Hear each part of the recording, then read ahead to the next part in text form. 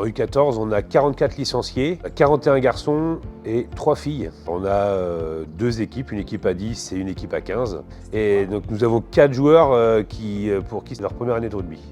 La section U14 à 10 et à 15 fonctionne avec 2 entraînements par semaine, un entraînement le mercredi de 18h30 à 20h et un second entraînement le vendredi.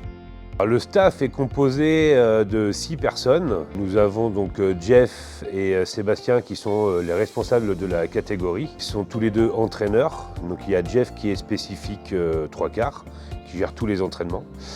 Sébastien qui lui est plus spécifique préparation physique. Il y a également Catel, donc on a une fille dans le groupe, c'est bien.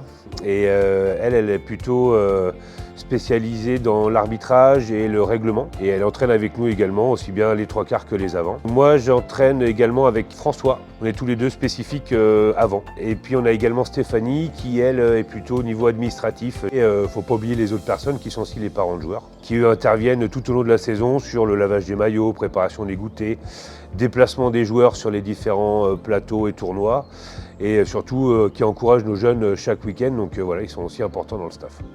Alors la saison U14 se déroule en 3 phases. On a une première phase qui commence au mois de septembre et qui s'étend jusqu'aux vacances de la Toussaint en fait. Durant cette première phase, elle est elle-même décomposée en 2. Une première période où les joueurs vont pouvoir se remettre en route. Et donc il y aura plutôt du jeu à 7 sur demi-terrain. Et puis ensuite on va passer sur du rugby sur grand terrain. Cette première phase, elle se déroule sous forme de championnat mais sans qu'il y ait un véritable classement. En parallèle, 2 passeports qu'on fait passer aux enfants. Le passeport avant. L'autre passeport qu'on fait passer, c'est le passeport arbitrage. À partir de janvier, on joue un vrai championnat, que ce soit pour l'équipe à 10 ou l'équipe à 15, où du coup les premiers vont se qualifier pour une phase finale dite Grand Ouest, puisque nous on joue sur un championnat régional, et la phase Grand Ouest, on va aller jouer contre d'autres régions. Et à l'issue de la phase Grand Ouest, de nouveau, on pourrait être éventuellement qualifié pour une phase finale nationale, ce qui a été le cas pour les U14 il y a 2 années de ça. Donc la première partie de saison s'est très bien passée jusqu'à décembre. On a eu un début de championnat, l'équipe était sérieuse et efficace. On a eu 7 victoires et un match nul. On a vu que notre attaque elle a bien fonctionné, que la défense était solide. Le match nul contre Angers, ça nous a permis de montrer qu'on pouvait rivaliser avec des très belles équipes. C'était un match important. Car on a pris de la confiance en nous, les jeunes ils ont vu qu'ils pouvaient faire de très belles choses. Donc après la pause de décembre, il y a eu la reprise en janvier, un peu plus irrégulière, un peu plus compliquée. On a une journée où on est passé complètement à côté, mais malgré ça, les gars ils ont appris de leurs erreurs, qu'il fallait garder de l'intensité. Ils ont su bien réagir derrière, parce que la semaine dernière, ils ont fait 2 beaux matchs. Plus de 115 points inscrits, 0 encaissés, donc on est revenu sur nos bases. Donc ça nous a fait plaisir, nous le staff on voulait une réaction, ils nous l'ont donné.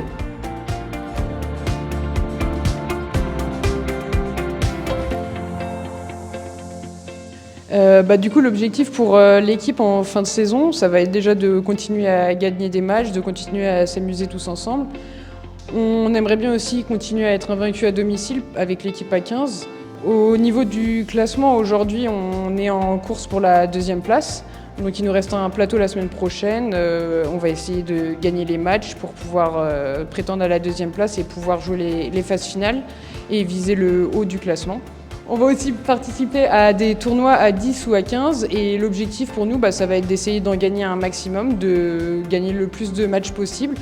Pour les équipes qui vont participer, ça va être aussi de continuer à s'amuser ensemble, profiter des derniers matchs qu'il y aura à jouer ensemble, puisqu'il y a une partie de l'équipe qui évoluera en U16 l'année prochaine.